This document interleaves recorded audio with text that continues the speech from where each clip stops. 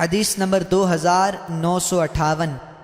حضرت سالم اپنے والد حضرت ابن عمر رضی اللہ تعالی عنہ سے روایت کرتے ہیں، وہ فرماتے ہیں رسول اکرم صلی اللہ علیہ وسلم بیت اللہ کے ارکان میں سے صرف حجر اسود اور اس کے ساتھ والے رکن کی تعظیم کرتے تھے جو بنو جمحیین کے مکانوں کی طرف ہے۔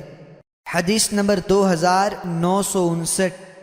حضرت عبداللہ بن عمر رضی اللہ تعالی عنہ سے مروی ہے، فرماتے ہیں رسول اکرم صلی اللہ علیہ وسلم صرف حجر اسود اور رکن یمانی کی تعظیم کرتے تھے۔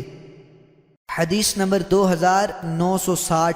حضرت ابن عمر رضی اللہ تعالی عنہما سے مروی ہے، فرماتے ہیں میں نے جب سے رسول اکرم صلی اللہ علیہ وسلم کو ان دو رکنوں کی تعظیم کرتے ہوئے دیکھا، میں نے شدت اور آسانی کی صورت میں بھی ان کی تعظیم کو نہیں چھوڑا۔